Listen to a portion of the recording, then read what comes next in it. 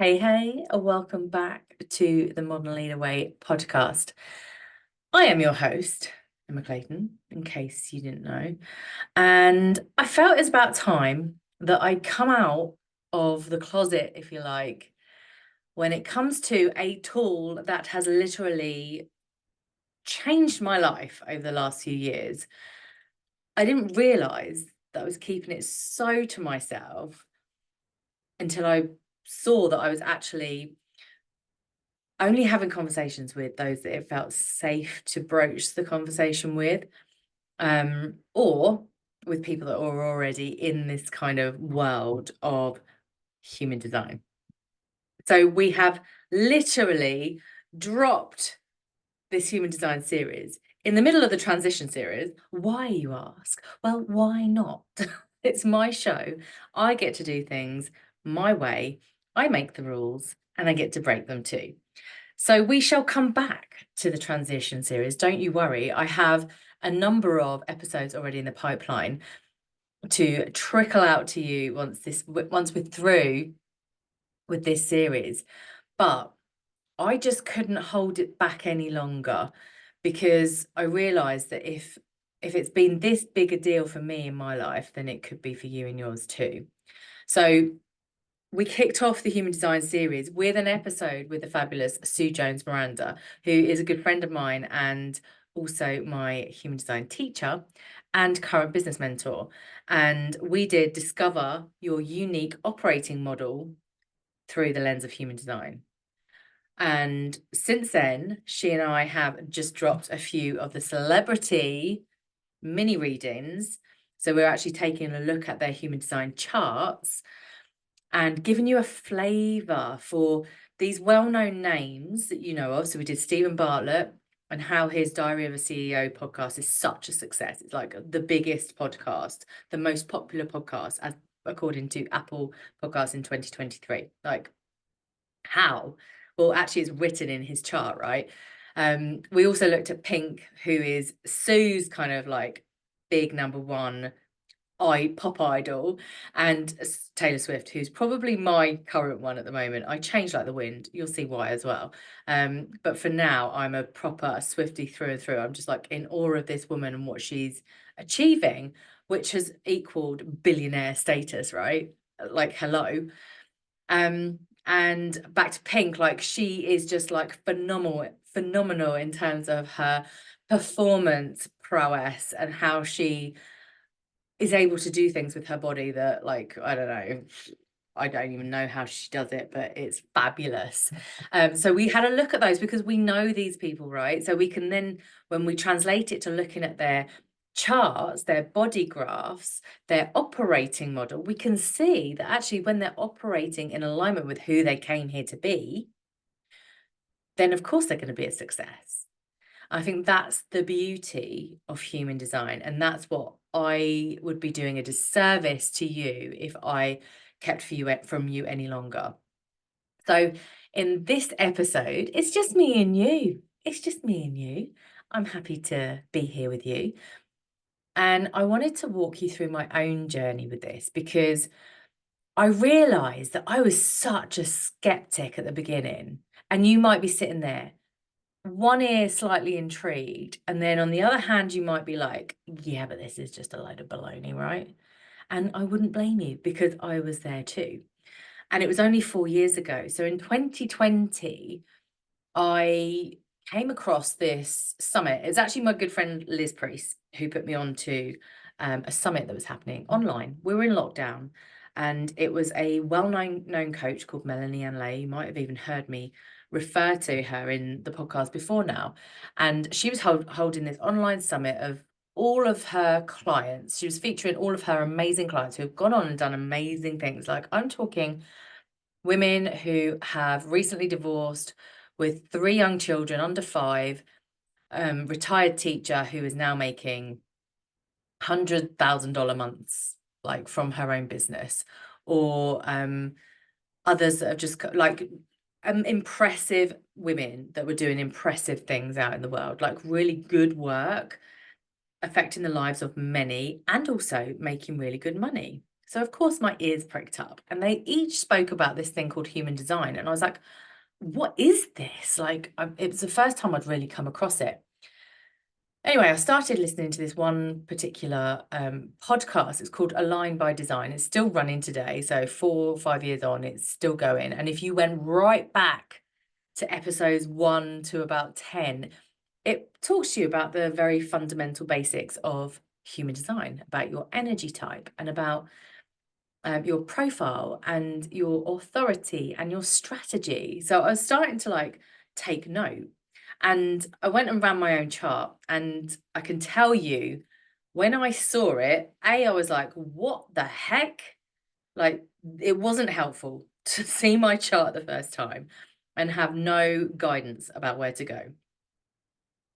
And so I'm going to debunk some of this for you. If you stick to the end, I'm going to tell you how I'm going to help you actually make sense of your chart when you first run it.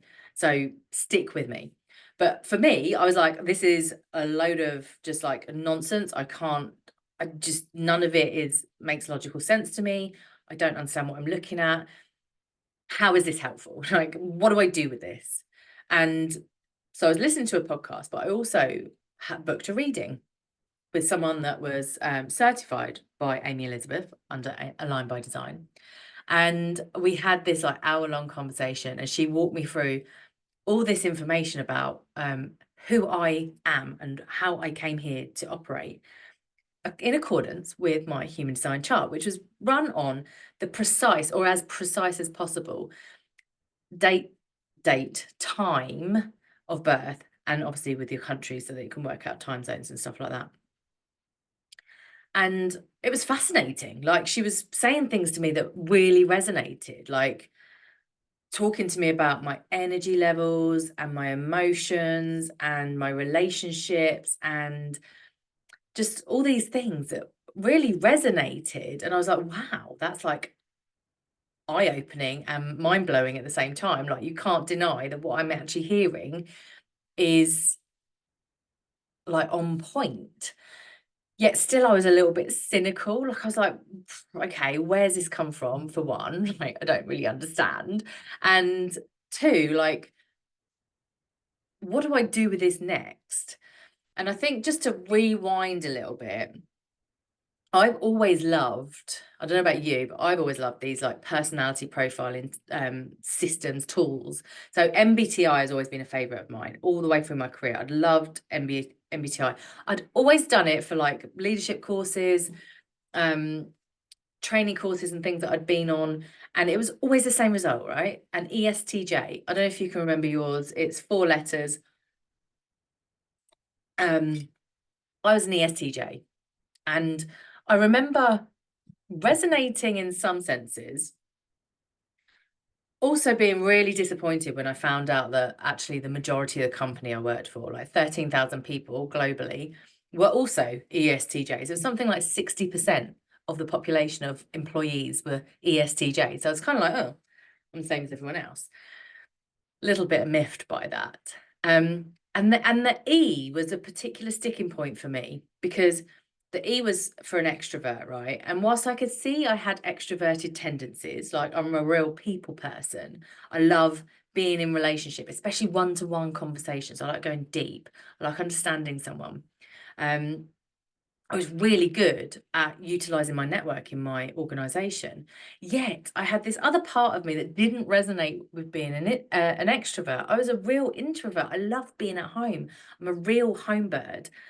If I could stay at home and not leave the house for a week, I would. And so I've kind of like didn't really feel like I fit that specific mold. It felt too restrictive for me. So I always used to say, well, I'm actually an introverted extrovert or an extroverted introvert, one or the other. It didn't matter. But what I guess I got to with that was, I kind of accepted that I was this ESTJ. Again, it's a personality profile. But as I left that corporate world and started to sort of question it, I realized actually now I would answer the questions very differently to how I did then, because I'm in a different environment now. I don't have to toe a certain line, right? I work for myself. I get to make my own rules. I get to break them. Whereas before I was kind of like in this big system. We were kind of all operating on a similar vein under the culture that was written for us by the powers that be. And so I could start to see that maybe I had molded myself to be an ESTJ, to be to fit in, to be a high achiever and to do well in that organization. But maybe it wasn't really truly a reflection of who I was. So I took 3 years ago or so, I took the MBTI profiling test again. And I came out as an INFJ, which is pretty much flipping the script, right? Which I wasn't expecting, but I could see that too. And I could see that, I'm 4 years out of corporate or whatever. I'm 3 years out of corporate at that time. I'd done a lot of unlearning of some of the things that I'd learned through that corporate career. I'd certainly been tested in different ways, having my own business, having to make my own money, not just relying on a monthly salary every month. And I could see that how I answer those same questions would have changed. So my personality had changed. And then what I realized about human design and how it differs from those personality profiling is it is it is fixed in a way that it shows you that on the day you were born, these energies were at play in the planets, in the universe. And therefore, as you pass through your mother's birthing canal, you were imprinted with the energies that were present at the time. And that makes you who you are today. Now, there is another side to human design that is like 3 months prior to that. There was also another imprinting when you were starting to form in the womb. There was another imprinting at that moment based on how the planets aligned and all the things. So that's not something we're going to get into today, but that intrigued me even more so because I was like, okay, so it doesn't really matter if I'm at school, if I'm in my corporate career, or if I'm an entrepreneur. That fundamental part of me doesn't actually change. So what does change is who I'm being or who I'm trying to be in said environment. Right. So, whilst I was skeptical or cynical about where this information came from, I couldn't wrap my head around it. I was still intrigued, and I couldn't deny some things, right? So when I very first ran my chart, I was a little bit in denial. I'm not going to lie. I found out as a manifestor. That's the energy type. That's the first thing you kind of hone in on is what's my energy type? What's my type? I was a manifestor and I was like, hang on a minute, they're rare. Like the rarest type is reflectors. There's 1 to 2% of the population are reflectors. There are unicorns, right? But then you've got manifestors. They're 8 to 9% of the population of the world, of the planet. 8 to 9% are going to be manifestors. Funnily enough, I have a lot of manifestors in my life. I'll get onto that in a minute. But at the time, I was like, I don't want to be a rare type. I wanted to be like everyone else. Like 70% of the population are generators and manifesting generators that are generator type. I wanted to be like them because I resonated with being like them. I resonated with their energy levels and their energy type more than I did a manifester. So I was like, there I was in corporate, not wanting to be like everyone else. I didn't want to be an ESTJ like everyone else was. I wanted to be different. And here I am now realizing I am different. I am rare. And I wanted to be like everyone else because I had behaved like everyone else for so long. One thing about being a manifestor is you're meant to be like innovative and like creative and like the ideas person. You're meant to bring about the new. You're meant to initiate people. You're meant to bring new ideas into fruition. And that's kind of like your energetic role in this lifetime is to just bring about the new. You don't have to do anything with it. You don't have to put it into process, put it into action. Like you don't have to complete on it. That's for other people to do. Like if you're looking at the roles in the grand scheme of things, that is not a manifestor's role. A manifestor's role is just to create the new. And I was like, I'd never considered myself as creative. I never considered myself as an ideas person. And throughout my entire career, I hated, I like really despised those innovation meetings that used to come up. And for some reason, I always used to get invited to them. And I used to cringe and sit there thinking, oh no, I don't have ideas. I have nothing to contribute here. So it was like, it didn't resonate with me at all. It's also, as a manifestor, you're a non-energy type. So you don't have this defined sacral that 70% of the generators and manifesting generators have. And I wanted to define sacral because I'd always operated like a generator. Like I'd always felt like I should be go, go, go. I should be on all the time. I should be able to have like more energy than I did. And throughout my entire 20-year career, I was on. I switched on. I'd never switched off. And I was always trying, at least, to achieve and do and bring more and just contribute more. So I was kind of in denial because I didn't really resonate with being a manifester. But then there was some things I really couldn't deny.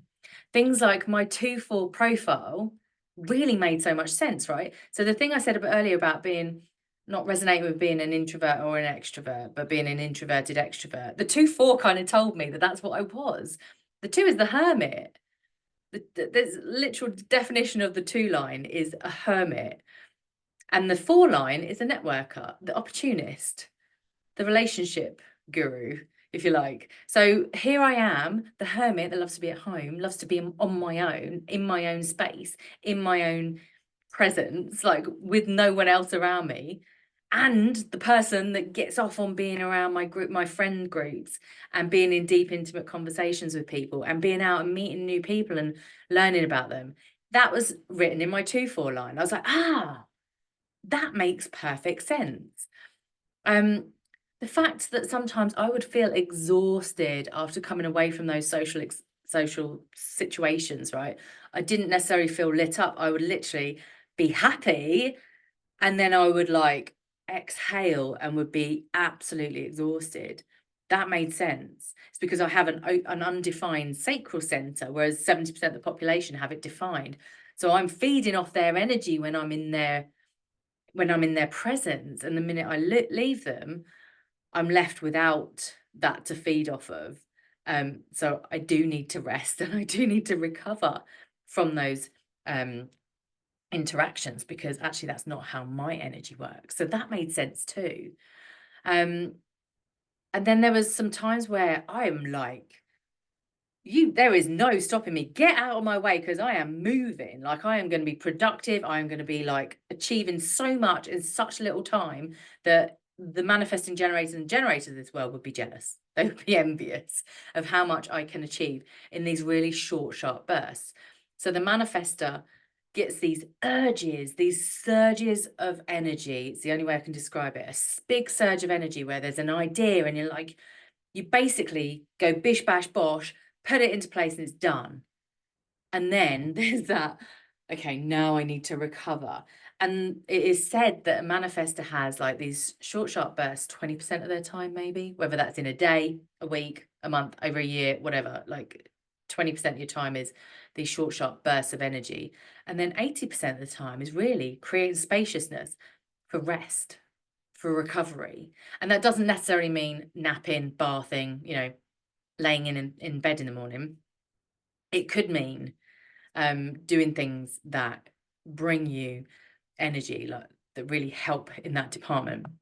So I see things like my little part-time job at the pub as rest. Even though I'm on my feet, I'm active, it's like it's something where I can actually switch off my mind. I can just step into that 4 line. I can be my hostess with the mostess and be around people and really like have them have a good experience. And I also don't have to think too much about it. I don't have to be on all the time. I'm just like, it's a pleasure for me to go and do that. So I had a reading, was kind of overwhelmed with what to do with it next. And I was listening to this Align by Design podcast. And then I found myself with a lot more people in my network now. Like I was in a lot of different spaces where a lot of people were just talking about human design like it was just part of the language. Like it was just not a thing for them. It was just, it just was. And so I had the wonderful Michelle Wong, who I ended up traveling around South Africa with in 2023 with Megan Clinton. She had a group called The Unfolding, so I joined that, and it was very much like, as life unfolds, how do you step into your human design? How do you embody more of who you came here to be, or how you came here to operate? So that was really a fascinating experiment, a little playground to come in with questions and say, well, what does this mean in my chart? Or this is how I'm navigating this thing at the moment. And it's like, really, this is what I'm coming up against. And like, is that written in my chart somewhere? And just to be able to have someone that could look at a chart and read it and go, yeah, that's just that happening. Or you could be coming up against this, that, and the other. And what if you try this? So that was a really fascinating time, because it really meant that I had a safe space to kind of ask some of these silly questions that I felt were silly, although no questions are quite frankly silly in this. There's another amazing, beautiful human called Ashley Vincent, and she had a Manifestor Magic masterclass that then went into this membership, and it was a similar thing, like bring your challenges. And both Michelle and Ashley were manifestors. I think this is key to me, is like, I've really had this desire to learn from other manifestors, because we're a rarer type. We're potentially misunderstood by other types that don't necessarily understand what it means to not have a defined sacral, for example, or to not have energy to go, go, go all the time. And to just have this like this premise to just be here to initiate people. So that was really fascinating, and I was finding my people, I was finding my tribe, and that's then I started looking at other manifestors that had successful businesses, right? So I was in awe of how they were showing up and how they were doing business and how they were making so much money. Yet there was something in me that was like, but that's not really me. That's not who I am. And that's because it's not who I am. It's not who I am. And that's the thing with human design, is we start with our energy type, right? I'm a manifestor, you're a manifesting generator, you're a projector or a reflector or a generator, pure generator. And then we look at our strategy and authority and our profile. This is language that you'll learn if you continue on this journey with me. But that's just like the high level stuff, right? If you're a manifesting generator, then you're one of 70% of people who are manifesting generators. So you can understand your energy type. It doesn't make you different. That's not what makes you different from the other 70%. All manifesting generators and generators, for example, have the authority, the strategy to respond. If you're a manifesting generator or a generator, your strategy is the same. So that doesn't make you different, right? 50% of the population of the world will have a defined emotional center, a solar plexus that is defined, which makes them an emotional authority. I'm an emotional authority.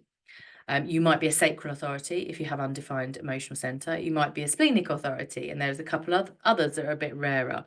But 50% of the population are going to know what it means to be an emotional authority. So that is not where the uniqueness comes from.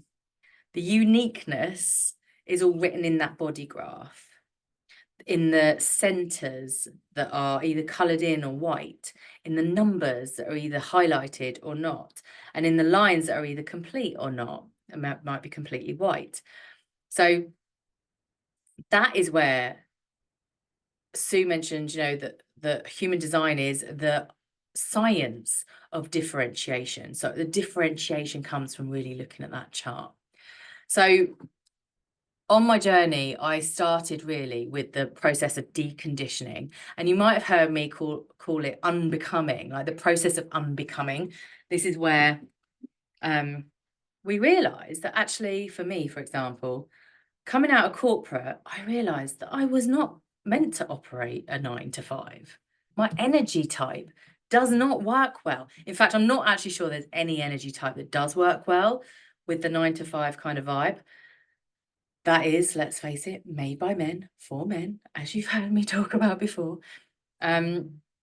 However, some things started to go, oh, I can see how actually I've been brought up and raised by a family of generators, actually, funny enough, to act like a generator, to act like them, against my natural nature, against my better judgment, potentially not necessarily as a child, but later on. And actually, as a child, we do know when we're untouched, like Sue mentioned with Luna, her daughter, who she's just allowing her to eat when she wants to eat because she's hungry, because that works for her. It's actually written in her chart that she's meant to eat like that.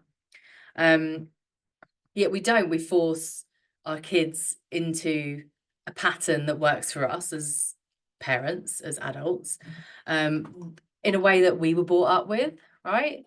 You sit down and you eat your lunch at 12 o'clock, and you sit down and you eat your dinner or your tea at tea time at 5 o'clock. And so be it. But that might be against our natural nature. So the deconditioning process in human design is where we start to go, okay, there are bits of my chart that I really resonate with.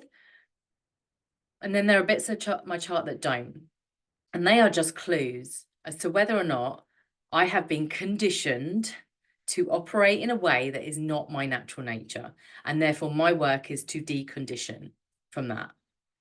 Right. So a couple of examples for me. In my unbecoming journey, my throat is defined as a manifestor. That's what makes me a manifestor, is I have this manifestation center of my throat defined, which means I have power in my voice. It means a podcast is perfect for me as a manifestor to have, because my throat, my voice carries a resonance that's going to resonate with my people and repel likely other people that don't get it.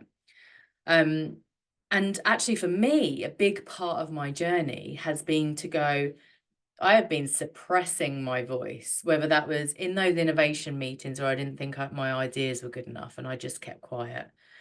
Whether it was in the playground when I was being bullied and I didn't agree with why I was being bullied and I didn't stand up for myself. Whether it was that I didn't backchat my dad when he told me off and I didn't agree with why I was being told off. Like, I lost my voice along the way, and my part of my deconditioning, my unbecoming, has been to remember that I have a voice, that it carries weight, that it is enough. My expression is enough, and it is going to touch other people. So my first podcast, the Emma Clayton Show, is a big part of me reclaiming my voice. And then this Modern Leader podcast has been like an evolution of taking that expression to another level.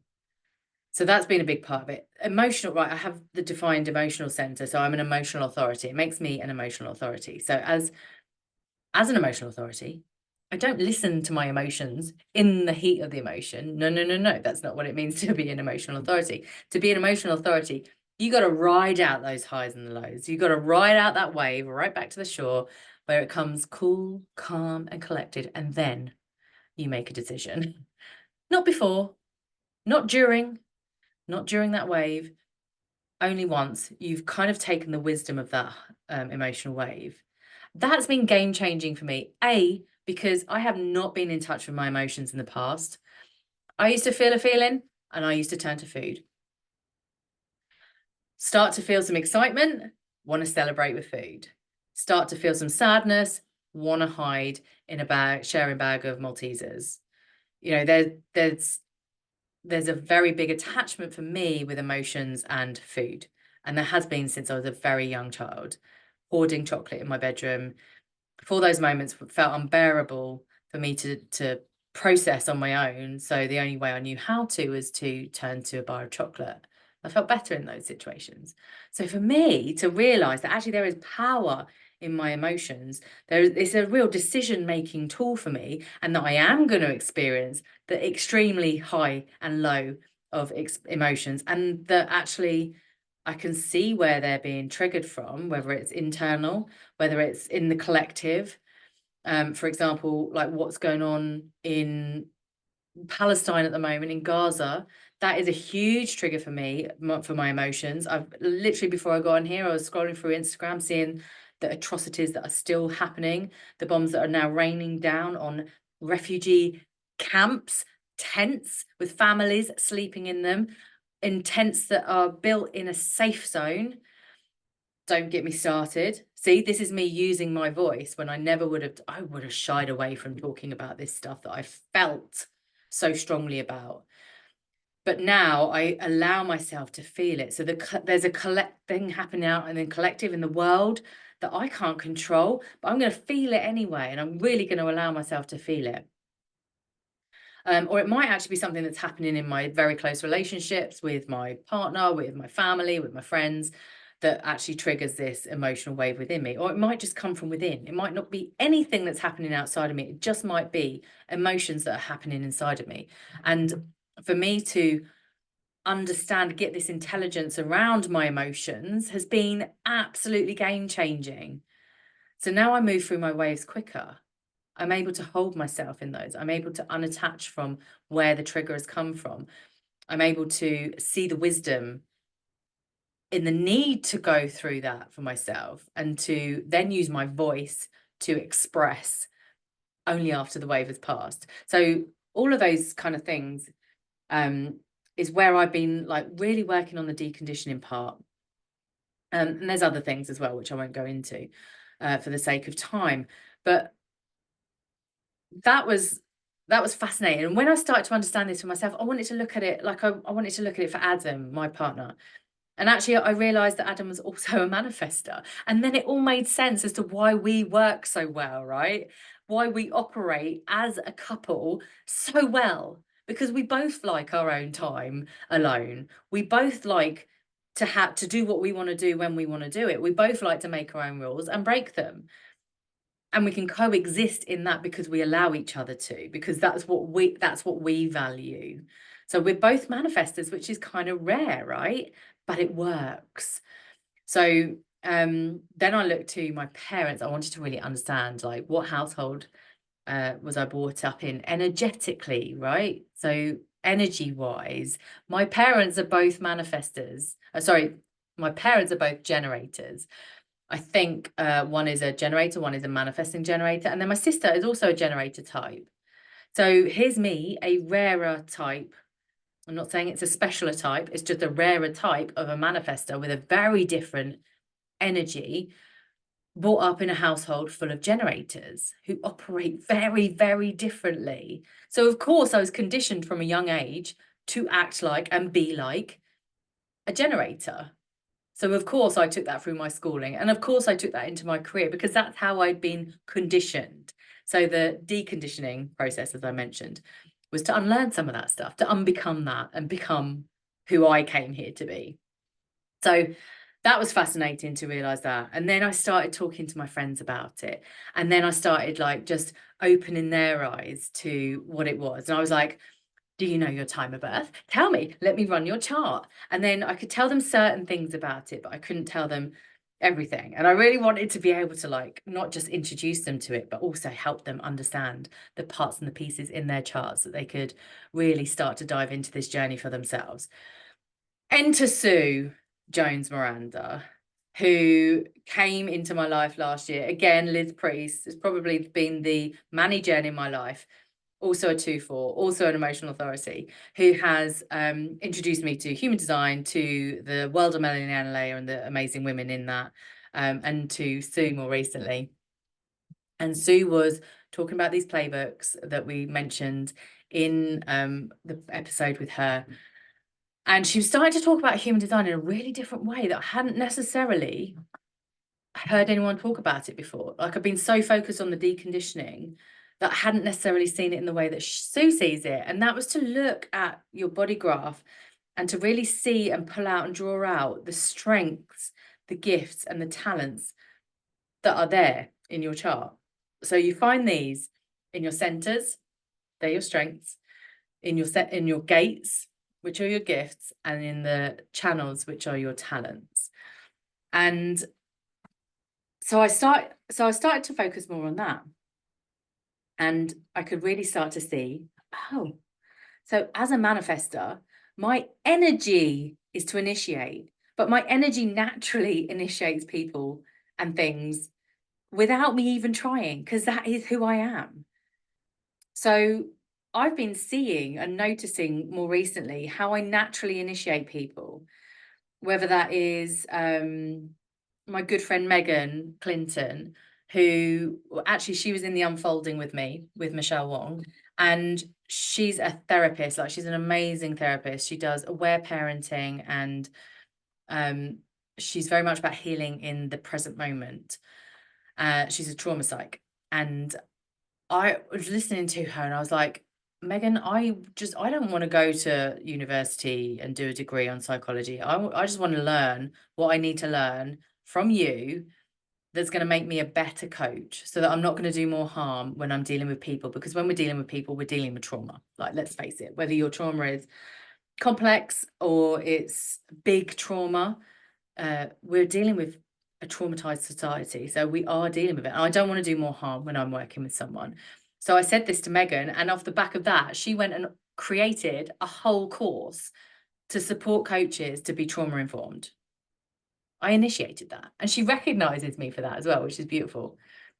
I have conversations in WhatsApp or in Voxer, which is a similar app to WhatsApp. And then I go and see the person I was having the conversation with creating content on the social media about it. And it's like, I initiated that because I brought that conversation to their awareness. And that's really cool, because I can now see my initiating energy in practice, in play. And that's what I'm doing here. I'm hoping that by sharing my story, by bringing you the down low on what human design is all about, and like piquing your interest when we're talking about some of those well-known celebrities out there. And actually, we're going to get onto a series where we're going to look at some of our recent guests as well, that I'm going to pique your interest enough that you're going to want to go and run your chart. You're going to want to go, well, what's my human design? What does my chart say about my strengths, my gifts, and my talents? So that's me initiating you. So more on that in a minute. But also in terms of like looking and focusing more at my strengths and talents and so on in my chart, I've realized things like I have a defined spleen. And whilst your fears live in your spleen, and a lot of the deconditioning is about like overcoming fears, also in your spleen is like your intuition.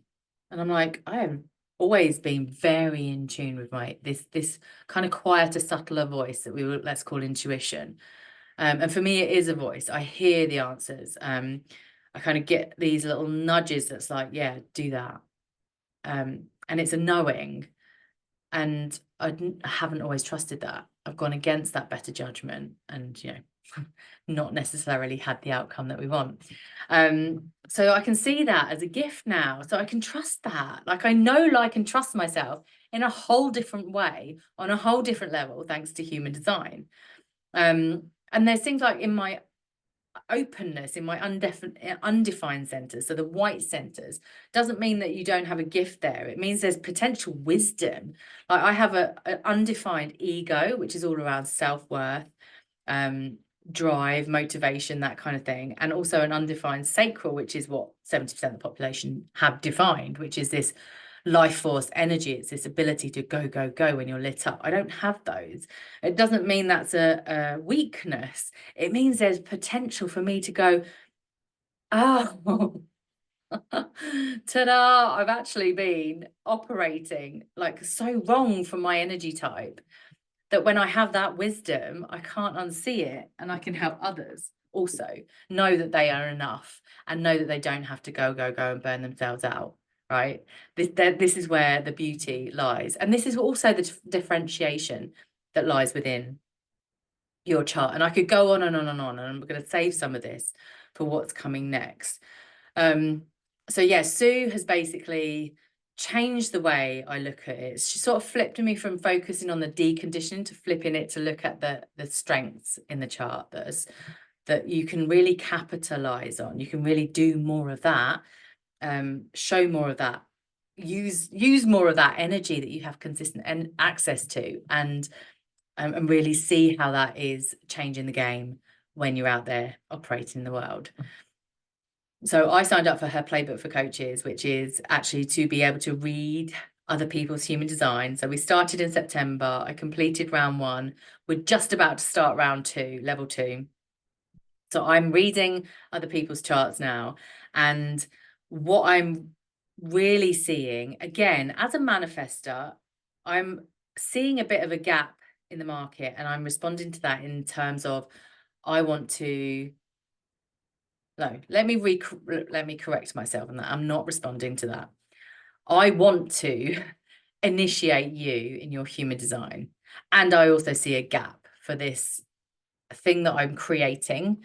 As I'm recording this, I am in the process of creating what I am calling the HD initiation, which is where you get to discover your own unique operating system through the lens of human design. And it's going to be it's a freebie. Like, I'm creating this because I want to create it once so that it is out there, and that more and more people, as and when they come across this episode, as and when they come across the human design series on the podcast, as and when they come across the socials where I'm talking about it, they can jump into their own HD initiation.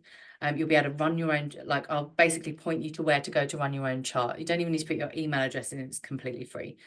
I'm then going to show you what you're looking at in your body graph, right? I'm going to explain where to look for the highlight headline information. I'm going to tell you what it means to be a manifesting generator or a projector or a reflector or a generator or a manifestor, right? I'm going to decode all of this and let you know what that means about your energy type. I'm going to tell you what that means your strategy is. And if you just follow your strategy in life more, you're going to start seeing results. You're going to start seeing success. I'm going to tell you what your profile is. So I'm going to explain what those two numbers is. You know, mine was the 2-4, the hermit and the networker. I'm going to tell you what yours are, where to find the information on your chart, and then how to decipher that. We're going to look at what your not self theme is. Mine is anger. As a manifestor, mine is anger. So if I get angry about something, it's a big red flag. It shows me that I'm out of alignment in something. On the flip side of that, my signature theme, what it is that I'm searching for as a manifestor, is peace. So I'll be telling you what yours is based on your energy type. And then we're going to go into, like, what are the centers, so that you could just, like, look at your body graph from a distance, from sort of standing back and looking at it, kind of understand what you're looking at, what the gates mean, what it means to have a channel. And that's all going to be in the real, I'm going to condense it into a real needs to know, concise, precise little free course that will be available possibly even now by the time you're listening. I'm going to include a link to that in the show notes. It just requires your email address to sign up to my website. That gets you a login to the portal to the HD initiation. And even if you are listening as this is dropping, you will still be able to go in, work out where to run your chart. There is a downloadable workbook as well that you can work on. So that's going to tell you where to look for the information, to capture it, and then to write some notes based on the video content that's going to follow, where I'm going to spill the juice on what it means about all the things at that high level.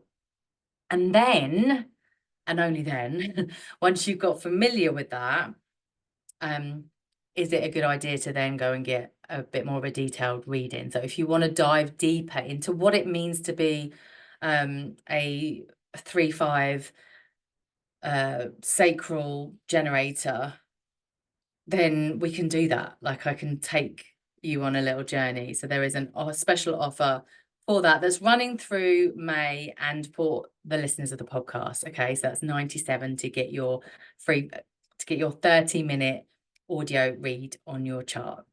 So they're super exciting. I love doing these.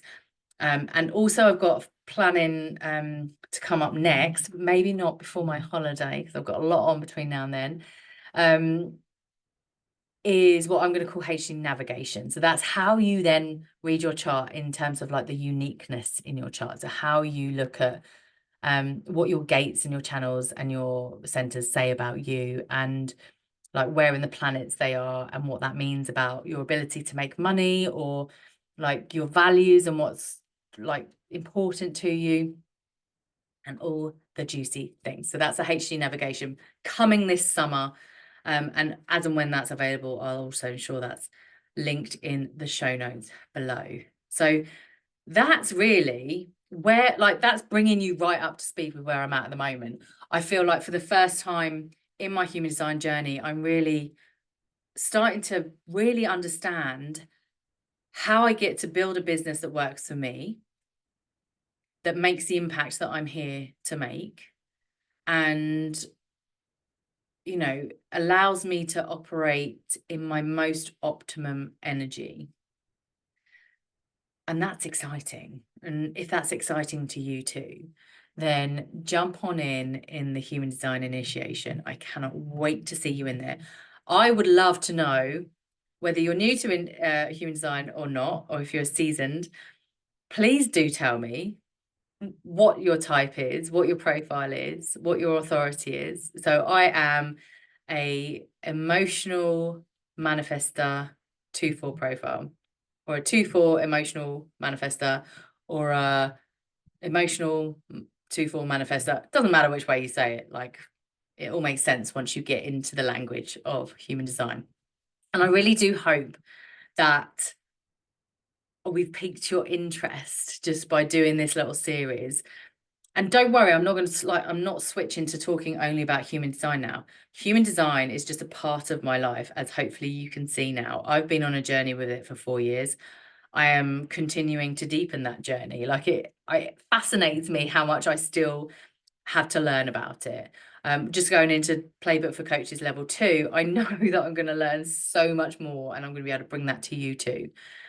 However, it's not going to be the be all and end all. I don't want to be a human design coach. I don't want to all of a sudden just be talking and teaching about human design.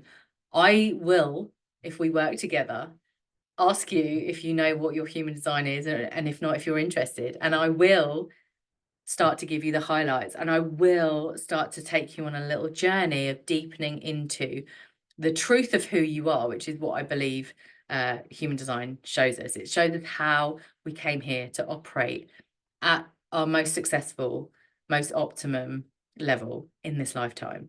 So I'm going to introduce you to that when we're working together as you transition in the big transitions in life, right? If that's your career, promotion, redundancy, retirement, reinvention, if that's you leaving corporate to set up your own business, if that's you going through a breakup and like a relationship transition, whatever your transition is, your whatever big change it is that you desire to make in your life, I am going to bring in an angle that is going to allow you to just tap into what's true for you.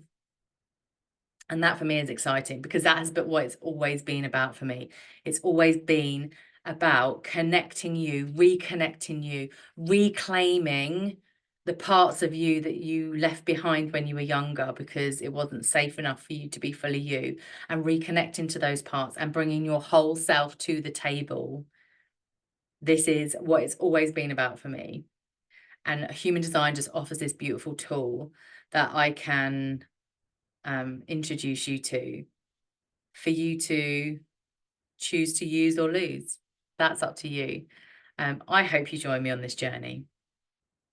As always, it's been an absolute pleasure. If there's anything that you've heard throughout this that you resonate with, I always love to get your feedback. Instagram's probably the best place to do so, but I am also on LinkedIn and Facebook. If you're not already connected with me over there, please do. If you haven't yet liked and subscribed either my YouTube channel or the show on your favorite listening platform, whether that's Apple Podcasts or Spotify, please, please, please do. Your likes, your shares, you know, sharing it with people that you love, with friends, sharing it on your social media is always hugely beneficial for me to actually spread the word and make the impact that I came here to do. So I appreciate you for doing that. I always appreciate you for giving me your feedback and your comments. And I can't wait to hear what your headline human sign type and all that is, and see you in the HD initiation. Now, up next, we are going to continue this week with some mini human design readings from me this time on some of the guests that you've already seen on the show. So we're starting with Ali Mortimer because she knew her human design. She knew it as well as I could tell it. So we are going there, and then we're going to go into a little bit of depth as well. We're going to bring in Gene Keys, which I haven't even mentioned. That's a whole nother conversation. I think Sue might have mentioned it. And then we're going to do Kel Dupree's Shima Kershid, who you heard from last week, and who else are we doing in this little series? One other that will have to remain a surprise for you. Tracy, how could I forget Tracy? So Tracy, Kell, Shima. Shima was a client who I had talked about human design with before. I'd done her a reading for her birthday back in December or January this year, I think. But Tracy and Kel were totally open to it. They were like, I was going to do this human design reading thing. Are you interested? And they were like, yeah, let's do it. That's all it requires. It's just some openness to explore, see what it brings up, and then just see how you receive it, see what lands, what doesn't. And when you want to go further, you know where I am. So coming up next, I think we're going to do Ali. And thank you for being here and listening. And I love you very much. And until next time, take care.